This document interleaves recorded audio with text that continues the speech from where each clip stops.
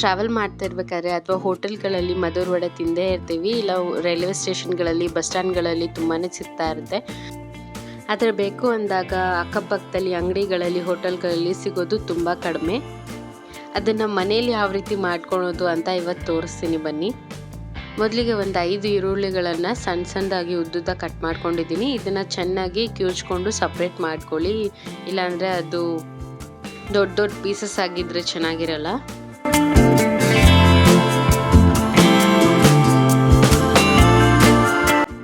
ಇವಾಗ ಇದಕ್ಕೆ ಒಂದು 3 ಹಸಿಮೆಣಸಿನ್ಕಾಯಿ ಸಣ್ಣದಾಗಿ ಹೆಚ್ಕೊಂಡಿರೋದು, 1 ಇಂಚಷ್ಟು ಶುಂಠಿ ಸಣ್ಣದಾಗಿ ಹೆಚ್ಕೊಂಡಿರೋದು, ಕೊತ್ತಂಬರಿ ಸೊಪ್ಪು 1 ಕಪ್, ಕರಿಬೇವನ್ನ ಒಣಗಿರೋದಿದ್ರೆ ತುಂಬ ಚೆನ್ನಾಗಿರುತ್ತೆ, ಅದನ್ನ ಕಟ್ ಮಾಡ್ಕೊಂಡು ಹಾಕ್ಕೊಳ್ಳಿ. ಇವಾಗ 1 ಕಪ್ಪಷ್ಟು ರವೆ, 1 ಕಪ್ಪಷ್ಟು ಮೈದಾ ಹಿಟ್ಟು ಹಾಕ್ಕೊತಾ ಇದ್ದೀನಿ.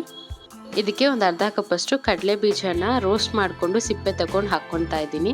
ಇದಕ್ಕೆ ಬಿಳಿ ಎಳ್ಳು ಅಥವಾ ಕಪ್ಪೆಳ್ಳು ಯಾವುದಿದ್ರೆ ಅದು ಒಂದು 2 ಸ್ಪೂನ್ ಹಾಕ್ಕೊಳ್ಳಿ. ಮತ್ತು ರುಚಿಗೆ ತಕ್ಕಷ್ಟು ಉಪ್ಪು ಹಾಕ್ಕೊಂಡು ಕಲಿಸ್ಕೊತಾ ಇದ್ದೀನಿ.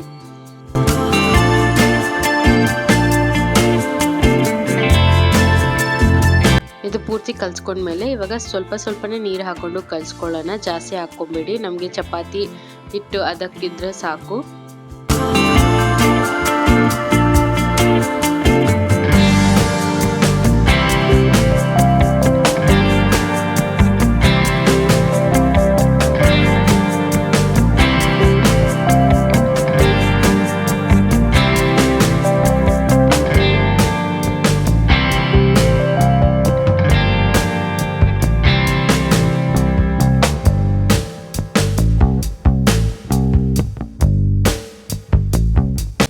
ನೋಡಿ ಇವಾಗ ಹದ ಸರಿ ಹೋಗಿದೆ. ಇವಾಗ ಇದನ್ನ ಒಂದೊಂದಾಗೆ ಉಂಡೆ ಮಾಡಿಕೊಂಡು ಮಧುರ್ ವಡೆ ಶೇಪಲ್ಲಿ ತಟ್ಕೊಳ್ಳೋಣ. ಅಂಗೈ ಎಲ್ಲ ಇಟ್ಕೊಂಡು ತಟ್ಕೊಳ್ಳಿ, ಯಾಕಂದರೆ ಅದನ್ನ ಎತ್ತಿ ಬಾಣಲಿಗೆ ಹಾಕೋದಕ್ಕೆ ಸುಲಭ ಆಗುತ್ತೆ. ಜಾಸ್ತಿ ತೆಳ್ಳಗೂ ಅಲ್ಲದೆ ಜಾಸ್ತಿ ದಪ್ಪಗೂ ಅಲ್ಲದೆ ಮೀಡಿಯಮ್ ಸೈಜಲ್ಲಿ ತಟ್ಕೊಳ್ಳಿ.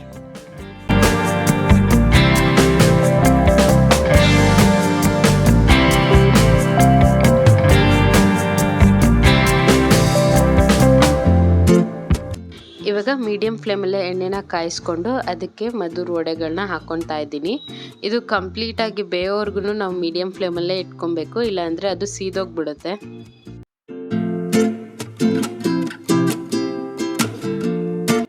ಅದಾಗದೇ ಬಾಣಲಿ ಬಿಟ್ಕೊಂಡು ಬರೋವರೆಗೂ ನೀವೇನು ಕದಲ್ಸಕ್ಕೆ ಹೋಗ್ಬೇಡಿ, ಇಲ್ಲಾಂದರೆ ಮುರಿದ್ಬಿಡುತ್ತೆ.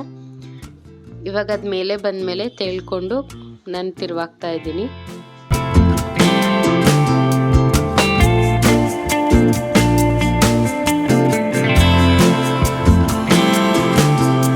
ಎರಡು ಕಡೆ ಚೆನ್ನಾಗಿ ತಿರುವಾಕೊಂಡು ಫ್ರೈ ಮಾಡ್ಕೊಳ್ಳಿ. ಎರಡು ಕಡೆ ಒಂದೇ ಕಲರ್ ಬಂದಿರಬೇಕು.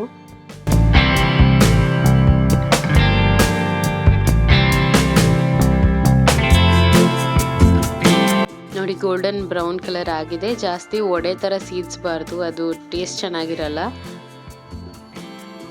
ಇವಾಗ ನೋಡಿ ಮೀಡಿಯಮ್ ಫ್ಲೇಮಲ್ಲಿ ಇಟ್ಕೊಂಡು ಮಾಡೇನೆ ಈರುಳ್ಳಿ ಈ ಕಲರ್ ಬಂದಿದೆ. ನಾವಿನ್ನೂ ಹೈ ಫ್ಲೇಮಲ್ಲಿ ಇಟ್ಕೊಂಡು ಮಾಡಿದ್ರೆ ಅದು ಸೀದೆ ಹೋಗ್ಬಿಡುತ್ತೆ.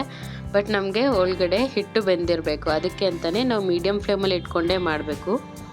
ನೋಡಿ ಇಷ್ಟು ಕಲರ್ ಬಂದರೆ ಸಾಕು.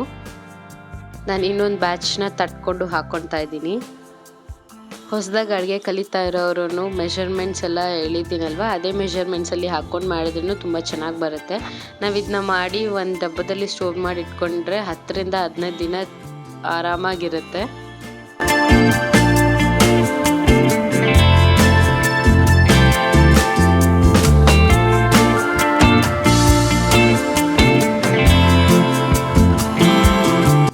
ಇದಕ್ಕೆ ನಾವು ಯಾವ ರೀತಿ ಆದರೂ ಚಟ್ನಿಗಳು ಮಾಡ್ಕೊಬೋದು. ನಾವು ಬೋಂಡಾ ಬಜ್ಜಿಗೆ ಮಾಡ್ಕೊತೀವಲ್ವ, ಅದು ಯಾವುದಾದ್ರೂ ಒಂದು ಚಟ್ನಿ ಮಾಡಿಕೊಂಡ್ರೆ ತುಂಬ ಚೆನ್ನಾಗಿರುತ್ತೆ.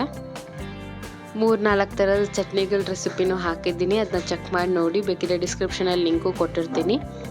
ನೋಡಿದ್ರಲ್ಲ ಮನೆಯಲ್ಲೇ ಕ್ರಿಸ್ಪಿಯಾಗಿ ಮಧುರ್ ವಡೆ ಹೆಂಗೆ ಮಾಡ್ಕೊಳ್ಳೋದು ಅಂತ. ನೀವು ಒಂದ್ಸರಿ ಟ್ರೈ ಮಾಡಿ ನೋಡಿ. ಬೇಕು ಅಂದಾಗ ಅಂಗಡಿಗಳಲ್ಲಿ ಪಕ್ಕದಲ್ಲೇ ಸಿಗೋದಿಲ್ಲ. ಟ್ರೈ ಮಾಡಿ ಹೆಂಗೆ ಬಂತು ಅಂತ ಕಮೆಂಟ್ ಮಾಡಿ ಹೇಳಿ. ನೋಡಿ ಇಲ್ಲಿ ನೀವು ವಿಡಿಯೋಲ್ಲೇ ನೋಡ್ತಿರ್ಬೋದು, ಹೊರಗಡೆಯಿಂದ ಕ್ರಿಸ್ಪಿಯಾಗಿ ಒಳಗಡೆ ಸಾಫ್ಟಾಗಿ ಎಷ್ಟು ಚೆನ್ನಾಗಿದೆ ಅಂತ. ಇದಕ್ಕೆ ಚಟ್ನಿ ಏನಾದರೂ ನಂಚ್ಕೊಂಡು ತಿಂತಿದ್ರೆ ಈ ಮಳೆಗಾಲದಲ್ಲಿ ಅಥವಾ ಸಂಜೆ ಟೈಮಲ್ಲಿ ನಾವು ಮೈಸೂರು ಮಧುರ್ ಕಡೆ ಇರೋ ಫೀಲೇ ಬರ್ತಾ ಇರುತ್ತೆ. ಯಾಕಂದರೆ ನಮಗೆ ಅಲ್ಲಿ ರೈಲ್ವೆ ಸ್ಟೇಷನ್ ಬಸ್ ಸ್ಟ್ಯಾಂಡ್ಗಳಲ್ಲೇ ಜಾಸ್ತಿ ಸಿಗ್ತಾ ಇರುತ್ತೆ. ರೆಸಿಪಿ ಇಷ್ಟ ಆಗಿದ್ರೆ ಲೈಕ್ ಮಾಡಿ, ಶೇರ್ ಮಾಡಿ, ಕಮೆಂಟ್ ಮಾಡಿ. ಮುಂದೆ ಬರೋ ರೆಸಿಪೀಸ್ನ ಮಿಸ್ ಮಾಡ್ಕೋಬಾರ್ದು ಅಂದರೆ ಸಬ್ಸ್ಕ್ರೈಬ್ ಮಾಡಿ, ಬೆಲ್ ಐಕಾನ್ನ ಪ್ರೆಸ್ ಮಾಡಿ.